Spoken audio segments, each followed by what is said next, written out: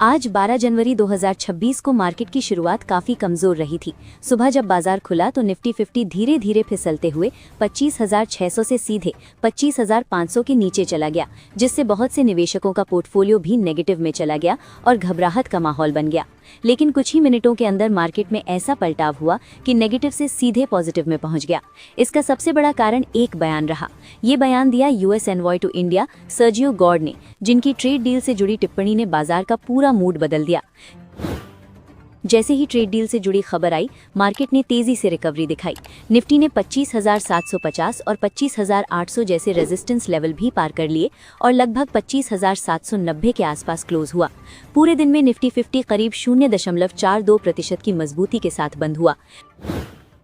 Bank Nifty की बात करें तो ये भी सुबह काफी नीचे चला गया था। 59,000 का अहम लेवल टूटकर ये करीब 58,800 के आसपास पहुंच गया था, जिससे बैंकिंग स्टॉक्स पर दबाव दिख रहा था। लेकिन स्टेटमेंट आने के बाद बैंक निफ्टी ने भी जोरदार वापसी की और दिन के अंत में करीब 59,000 के पास ही क्लोज हुआ, जो कि दिन का इंट्राडे हाई भी रहा। एफएमसीजी सेक्टर आज अच्छा प्रदर्शन करता दिखा और पॉजिटिव में बंद हुआ, जिससे ये संकेत मिला कि डिफेंसिव स्टॉक्स में भी खरीदारी लौट रही है। आईटी सेक्टर आज थोड़ा पीछे रहा और हल्की नेगेटिव क्लोजिंग के साथ बंद हुआ। मेटल सेक्टर पूरे दिन मजबूत बना रहा और शुरुआत से ही पॉजिटिव ट्रेंड में था। जब इक्विटी मार्केट में दबाव आता है तो कमोडिटी और मेटल्स की डिमांड बढ़ती है, यही आज देखने को मिला। पीएसयू बैंक और सरकारी कंपनियों वाला सेक्टर भी दिन के अंत में अच्छा उछाल दिखाते हुए करीब 0.86% की बढ़त के साथ बंद हुआ, जबकि सुबह ये सेक्टर भी दबाव में था। फार्मा, मीडिया और रियल्टी सेक्टर आज थोड़े कमजोर नजर आए। इन सेक्टर्स में खरीदारी उतनी मजबूत नहीं दिखी जितनी बाकी सेक्टर्स में दिखी। ऑटो सेक्टर में भी हल्की कमजोरी रही, जबकि कंजम्पशन और फाइनेंशियल सर्विसेज सेक्टर ने ठीक ठाक प्रदर्शन किया। यूएस एनवॉय सर्जियो गॉर्ड ने कहा कि इंडिया यूएस ट्रेड टॉक्स का अगला राउंड 13 जनवरी से शुरू होने वाला है। कल 13 जनवरी को ट्रेड डील को लेकर कुछ न कुछ नया अपडेट सामने आ सकता है। इसी उम्मीद ने आज बाजार को इतना मजबूत बना दिया। हालांकि अभी तक कोई ट्रेड डील फाइनल नहीं हुई है। ये सिर्फ एक अपडेट है कि बातचीत आगे बढ़ रही है। ये जानकारी यूएस की तरफ से आई है। भारत सरकार की ओर से अभी कोई आधिकारिक बयान नहीं आया है। इसके अलावा एक और बड़ी खबर सामने आई कि डोनाल्ड ट्रंप अगले साल यानी 2027 में इंडिया विजिट कर सकते हैं। ये बयान भी यूएस एम्बेसडर की ओर से आया। साथ ही ये भी कहा गया कि यूनाइटेड स्टेट्स के लिए इंडिया सबसे एसेंशियल देशों में से एक है। इंडियन रुपी में आज कोई बड़ा बदलाव नहीं दिखा और ये लगभग पिछले क्लोजिंग लेवल के आसपास ही बना रहा। एशियन मार्केट्स की बात करें तो आज ज्यादातर मार्केट्स पॉजिटिव रहीं। ऑस्ट्रेलिया मार्केट भी पॉजिटिव रहा, जबकि न्यूजीलैंड, इंडोनेशिया और थाईलैंड मार्केट्स थोड़े कमजोर नजर आए। दिसंबर में रिटेल महंगाई बढ़कर 1.33% पर पहुंच गई, जो नवंबर के 0.71% के मुकाबले साफ उछाल है। इसके बावजूद ये आरबीआई की तय सीमा के काफी नीचे है, यानी पॉलिसी के लिहाज से अभी हालात काबू में हैं। पूरे साल 2025 में औसत रिटेल महंगाई सिर्फ 2.2% रही, जो पिछले 12 सालों का सबसे निचला स्तर है। इसका मतलब ये है कि साल भर कीमतों का दबाव काफी सीमित रहा और उपभोक्ताओं को बड़ी राहत मिली। फूड इन्फ्लेशन दिसंबर में -3.91% से बढ़कर -2.74% हुआ, लेकिन ये अब भी नेगेटिव में है। सब्जियों की महंगाई -22.2% से -18.47% और दालों की -15.86% से -15.50% रही, यानी खाने पीने की चीजें अब भी पिछले साल से सस्ती हैं। ग्रामीण और शहरी दोनों महंगाई में बढ़ोतरी दिखी, लेकिन शहरों में असर ज्यादा रहा। ग्रामीण महंगाई 0.10% से बढ़कर 0.76% हुई, जबकि शहरी महंगाई 1.40% से सीधे 2.03% पर पहुंच गई। कोर महंगाई, जिसमें खाने और ईंधन को शामिल नहीं किया जाता, 4.4% से बढ़कर 4.6% हो गई। ये दिखाता है कि बाकी रोजमर्रा की चीजों और सेवाओं में कीमतों का दबाव अभी पूरी तरह कम नहीं हुआ है। फ्यूल, बिजली और हाउसिंग जैसी अहम कैटेगरी में राहत बनी रही। फ्यूल और बिजली की महंगाई 2.32% से घटकर 1.97%, कपड़ा और जूता चप्पल 1.49% से 1.44% और हाउसिंग महंगाई 2.95% से घटकर 2.86। अब बात करते हैं उन स्टॉक्स की जिन पर कल बाजार बंद होने के बाद बड़ी अपडेट्स निकल कर आई थी, जिनका असर आज शेयर बाजार में इनके स्टॉक्स पर देखने को मिल सकता है। इसलिए निवेशकों को इन सभी स्टॉक्स पर नजर बनाए रखनी चाहिए। सोलेक्स एनर्जी लिमिटेड को घरेलू इंडिपेंडेंट पावर प्रोड्यूसर से 276 करोड़ रुपए का बड़ा वर्क ऑर्डर मिला है। इस ऑर्डर के तहत company N type TOPCon solar PV modules बनाएगी और सप्लाई करेगी, जिससे उसके ऑर्डर बुक को आने वाले महीनों के लिए अच्छी विजिबिलिटी मिलती है। इस ऑर्डर में 615 WP और 620 WP कैपेसिटी वाले glass to glass solar modules की सप्लाई शामिल है, जिन्हें फरवरी से मई 2026 के बीच डिलीवर किया जाएगा। सोमवार को शेयर में हल्की कमजोरी देखने को मिली और स्टॉक NSE पर करीब 0.87% गिरकर 1110 रुपये पर बंद हुआ। TCS ने जनवरी 12 को अपने नतीजे जारी किए, जो ज्यादातर मामलों में बाजार की उम्मीदों के मुताबिक रहे। सितंबर तिमाही के मुकाबले कंपनी का मुनाफा 12% घटकर 10,657 करोड़ रुपए रहा, जिसकी बड़ी वजह नए लेबर कानूनों से जुड़ा एक बार का खर्च और एक कानूनी प्रावधान रहा। TCS की कुल आय 67,087 करोड़ रुपए रही, जो पिछली तिमाही से करीब 2% ज्यादा है और बाजार के अनुमान से थोड़ा बेहतर रही। कांस्टेंट करेंसी के आधार पर यानी मुद्रा के उतार चढ़ाव को हटाकर देखें तो TCS की ग्रोथ 0.8% रही।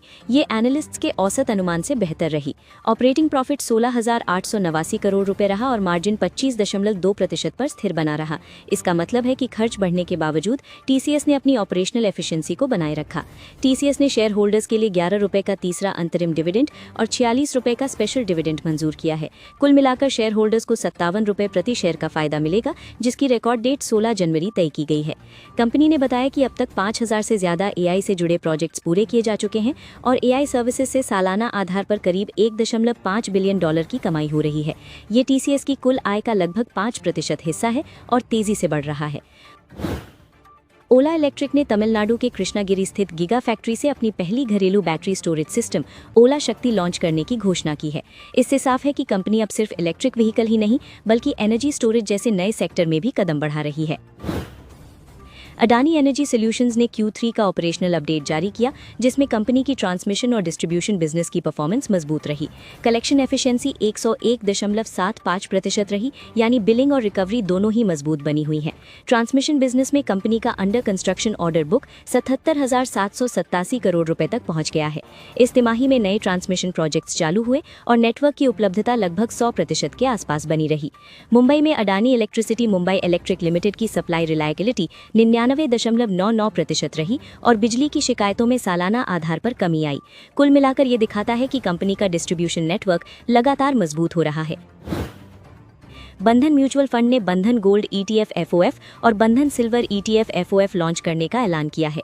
ये स्कीमें उन निवेशकों के लिए हैं जो सोना और चांदी में निवेश करना चाहते हैं लेकिन फिजिकल मेटल की झंझट से बचना चाहते हैं। इन फंड्स में निवेश 1,000 रुपये से शुरू किया जा सकता है और SIP की सुविधा 100 रुपये से मिलेगी। सबसे बड़ी बात यह है कि इसमें डीमैट अकाउंट की जरूरत नहीं होगी, जिससे छोटे निवेशकों के लिए एंट्री आसान हो जाती है। बायोकॉन लिमिटेड ने 4,150 करोड़ रुपए जुटाने के लिए QIP लॉन्च किया है, जिसका फ्लोर प्राइस 387.74 रुपए प्रति शेयर रखा गया है। इस फंड का इस्तेमाल कंपनी के बायोसिमिलर और खासकर कैंसर से जुड़ी दवाओं के बिजनेस को आगे बढ़ाने में किया जाएगा। HCL टेक्नोलॉजीज ने Q3 में 33,872 करोड़ रुपए की कमाई की, जो पिछली तिमाही से करीब 6% ज्यादा थी। ये दिखाता है कि मुश्किल ग्लोबल माहौल के बावजूद कंपनी का बिजनेस स्थिर बना हुआ है। इस तिमाही में कंपनी का मुनाफा घटकर 4,076 करोड़ रुपए रहा, जिसकी मुख्य वजह नए लेबर कानूनों से जुड़ा लगभग 956 करोड़ रुपए का एक बार का खर्च था। मैनेजमेंट के मुताबिक ये दबाव अस्थायी है और आगे इसका असर कम होगा। ऑपरेशनल परफॉर्मेंस मजबूत रही और कंपनी का EBIT 6,885 करोड़ रुपए तक पहुंच गया, जबकि EBIT मार्जिन सुधरकर 18.6% हो गया। लागत नियंत्रण और बेहतर प्रोजेक्ट एग्जीक्यूशन की वजह से मार्जिन में साफ सुधार देखने को मिला। HCL टेक्नोलॉजीज ने पूरे साल के लिए अपनी ग्रोथ गाइडेंस को साफ करते हुए कांस्टेंट करेंसी में 4 से 4.5% की ग्रोथ का अनुमान दिया है। सर्विसेज बिजनेस के लिए गाइडेंस बढ़ाकर 4.75 से 5.25% कर दी गई है, जो आने वाले समय। आनंद राठी वेल्थ ने Q3 में मजबूत नतीजे पेश किए हैं, जहां कंपनी का नेट प्रॉफिट सालाना आधार पर 29% बढ़कर 99.7 करोड़ रुपए हो गया। कंपनी की Q3 रेवेन्यू भी 22% बढ़कर 279.6 करोड़ रुपए रही, जिससे साफ है कि बिजनेस ग्रोथ अच्छी रफ्तार में है। EBITDA 22.6% की बढ़त के साथ 131.8 करोड़ रुपए पहुंच गया और EBITDA मार्जिन 45.5% रहा, जो हाई प्रॉफिटेबिलिटी को दिखाता है। अप्रैल से दिसंबर 2025 के 9 महीनों में आनंद राठी वेल्थ लिमिटेड का कुल प्रॉफिट 294 करोड़ रुपए रहा, जो पिछले साल के मुकाबले 29% ज्यादा है। इसी अवधि में कंपनी का टोटल रेवेन्यू 22% बढ़कर 897 करोड़ रुपए पहुंच गया, जो लगातार ग्रोथ को दर्शाता है। म्यूचुअल फंड डिस्ट्रीब्यूशन से होने वाली कमाई 22% बढ़कर 366 करोड़ रुपए रही, जिसे मजबूत इनफ्लो का सपोर्ट मिला। कंपनी के कुल mutual fund net inflow 10,078 crore रुपए रहे, जबकि इक्विटी म्यूचुअल फंड में 6,082 करोड़ रुपए का इनफ्लो दर्ज किया गया। आनंद राठी वेल्थ का रिटर्न ऑन इक्विटी 47% रहा, जो बताता है कि कंपनी अपने शेयरधारकों के पैसे से शानदार रिटर्न कमा रही है। एनएलसी इंडिया ने अपने रिन्यूएबल बिजनेस को लेकर बड़ा कदम उठाया है। कंपनी के बोर्ड ने एनएलसी इंडिया रिन्यूएबल्स के लिस्टिंग को इन प्रिंसिपल मंजूरी दे दी है। इस लिस्टिंग के तहत कंपनी अपनी रिन्यूएबल सब्सिडियरी में 25% तक इक्विटी हिस्सेदारी पब्लिक ऑफर के जरिए बेच सकती है। इस फैसले को अब मिनिस्ट्री ऑफ कोल के जरिए DIPM तक भेजा जाएगा, जहां से आगे की मंजूरी मिलेगी। इसके साथ ही एनएलसी इंडिया ने 2025 से 26 के लिए 36% का इंटरिम डिविडेंड घोषित किया है, यानी प्रति शेयर 3.60 रुपए। डिविडेंड के लिए रिकॉर्ड डेट 16 जनवरी तय की गई है। टीवीएस सप्लाई चेन सॉल्यूशंस को डेमलर इंडिया कमर्शियल व्हीकल से चेन्नई प्लांट के लिए 3 साल का बड़ा कॉन्ट्रैक्ट मिला है। इस डील के तहत कंपनी इन प्लांट वेयरहाउस मैनेजमेंट संभालेगी, जहां करीब 700 कर्मचारियों की तैनाती होगी। इस प्रोजेक्ट में IoT, ऑटोमेशन, प्रिडिक्टिव एनालिटिक्स और डिजिटल डैशबोर्ड जैसी टेक्नोलॉजी का इस्तेमाल होगा, जिससे स्टॉक मैनेजमेंट और ऑपरेशनल एफिशिएंसी बेहतर होगी। शेयर 12 जनवरी को BSE पर हल्की गिरावट के साथ 106.49 रुपए पर बंद हुआ। PSP प्रोजेक्ट्स को भिवंडी निजामपुर म्युनिसिपल कॉरपोरेशन के खिलाफ चल रहे विवाद में बड़ी राहत मिली है। कंपनी को आर्बिट्रेशन के जरिए 61.44 करोड़ रुपए का अवार्ड मिला है। नगर निगम को 60 दिनों के भीतर ये रकम चुकानी होगी और अगर भुगतान नहीं हुआ तो 11% वार्षिक ब्याज भी देना पड़ेगा। इस खबर के बाद भी शेयर में बहुत ज्यादा हलचल नहीं दिखी और PSP प्रोजेक्ट्स का शेयर 12 जनवरी 2024 को 835 रुपए पर मामूली बढ़त के साथ बंद हुआ।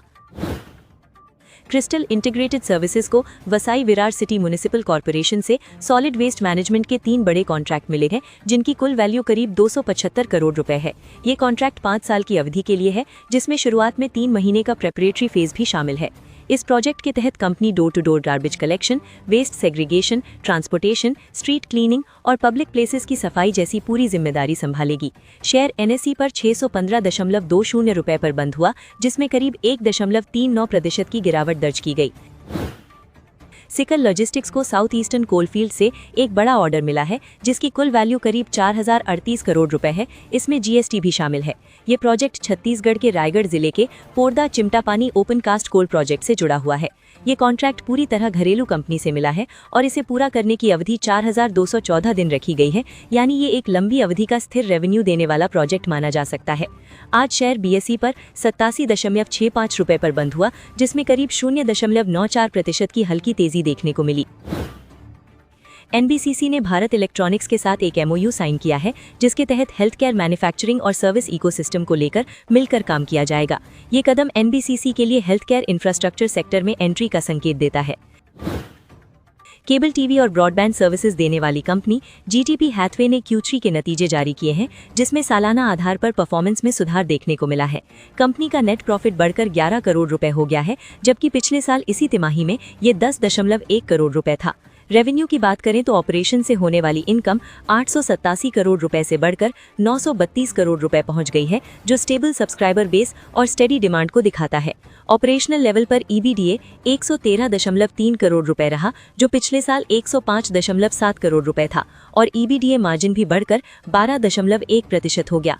एनालिस्ट्स का मानना है कि केबल और ब्रॉडबैंड सेगमेंट में स्टेबल ग्रोथ, नेटवर्क एक्सपेंशन और बेटर कॉस्ट कंट्रोल की वजह से GTP हैथवे के नतीजों में ये मजबूती देखने को मिली है और आने वाली तिमाहियों में भी इस सेगमेंट पर नजर बनी रहेगी। KPI ग्रीन एनर्जी ने गुजरात सरकार के साथ करीब 4000 करोड़ रुपए के रिन्यूएबल एनर्जी प्रोजेक्ट्स के लिए एक अहम अग्रीमेंट साइन किया है। ये समझौता वाइब्रेंट गुजरात रीजनल कॉन्फ्रेंस के दौरान 12 जनवरी 2026 को हुआ और इसके तहत गुजरात के अलग अलग इलाकों में रिन्यूएबल एनर्जी कैपेसिटी विकसित की जाएगी। ये समझौता वाइब्रेंट गुजरात रीजनल कॉन्फ्रेंस के दौरान 12 जनवरी 2026 को हुआ और इसके तहत गुजरात के अलग अलग इलाकों में रिन्यूएबल एनर्जी कैपेसिटी विकसित की जाएगी। इसी दिन KP ग्रीन इंजीनियरिंग को BSNL से 819 करोड़ रुपए के ऑर्डर मिले हैं, जो 4G सैचुरेशन प्रोजेक्ट के तहत कई राज्यों में नेटवर्क से जुड़े कामों के लिए हैं। हालांकि इस पॉजिटिव खबर के बावजूद अनाउंसमेंट के बाद कंपनी के शेयर में करीब 4% की गिरावट देखने को मिली। लॉजिस्टिक्स और डिलीवरी सेक्टर की कंपनी शैडोफैक्स का आईपीओ अगले हफ्ते खुल सकता है। कंपनी करीब 7,400 करोड़ रुपए की पोस्ट मार्केट वैल्यूएशन को टारगेट कर रही है। पहले अनुमान 8,500 करोड़ के आसपास थे, लेकिन इस बार वैल्यूएशन थोड़ी कंजर्वेटिव रखी गई है ताकि लॉन्ग टर्म इंस्टीट्यूशनल इन्वेस्टर्स को आकर्षित किया जा सके।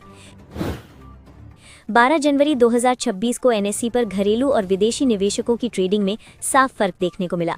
घरेलू संस्थागत निवेशक यानी डीआईआई ने जमकर खरीदारी की, जबकि विदेशी निवेशक यानी एफआईआई बाजार में बिकवाली करते नजर आए।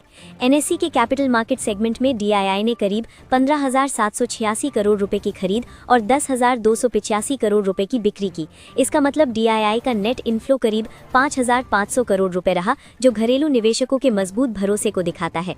दूसरी तरफ एफआईआई ने 8,754 करोड़ रुपए की खरीद के मुकाबले 12,197 करोड़ रुपए की बिकवाली की, जिससे उनका नेट आउटफ्लो करीब 3,443 करोड़ रुपए दर्ज किया गया।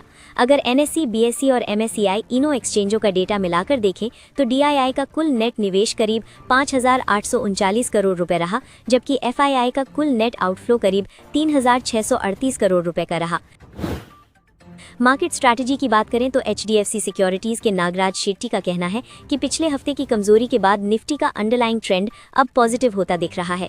उनके मुताबिक अगर मौजूदा मजबूती बनी रहती है तो निफ्टी आने वाले सेशंस में 26,000 से 26,100 के जोन की तरफ बढ़ सकता है। एलकेपी सिक्योरिटीज के रूपक दे मानते हैं कि आखिरी समय की खरीदारी से ओवरऑल सेंटिमेंट में बहुत बड़ा बदलाव नहीं आया है। उनका कहना है कि 26,000 से 26,100 का जोन निफ्टी के लिए मजबूत रेजिस्टेंस बना हुआ है, जबकि नीचे की तरफ 25,650 का लेवल अहम सपोर्ट रहेगा। बैंक निफ्टी ने अपने 50 डे ईएमए के पास मजबूत सपोर्ट लिया और वहीं से अच्छी रिकवरी दिखाई। आगे की बात करें तो 59,700 से 59,800 का जोन बैंक निफ्टी के लिए बड़ा हर्डल माना जा रहा है।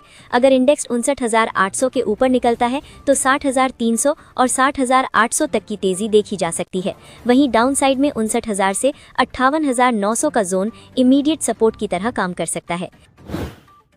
13 जनवरी को बाजार की नज़र कई बड़ी कंपनियों के नतीजों पर रहने वाली है। ICICI Lombard, ICICI prudential, Navkar Corp, Tata LC, just dial और बैंक ऑफ महाराष्ट्र अपने क्वार्टरली रिजल्ट्स जारी करने वाले हैं। भारत की डायरेक्ट टैक्स कलेक्शन में वित्त वर्ष 2025-26 के दौरान लगातार सुधार देखने को मिल रहा है। 11 जनवरी 2026 तक नेट डायरेक्ट टैक्स कलेक्शन सालाना आधार पर करीब 8.82% बढ़ चुकी है। इस दौरान gross direct tax collection 21.49 lakh crore रुपए के करीब पहुंच चुकी है, जो पिछले वित्त वर्ष की इसी अवधि से लगभग 4.14% ज्यादा है। नॉन कॉर्पोरेट टैक्स यानी आम लोगों, फर्म्स और अन्य संस्थाओं से आने वाला टैक्स भी बढ़ा है और ये 10.58 लाख करोड़ रुपए के करीब दर्ज किया गया है। कॉर्पोरेट टैक्स कलेक्शन में अच्छी मजबूती दिखी है, जहां ग्रॉस कॉर्पोरेट टैक्स बढ़कर 10.46 लाख करोड़ रुपए के आसपास पहुंच गया है, जो कंपनियों की कमाई और आर्थिक गतिविधियों में सुधार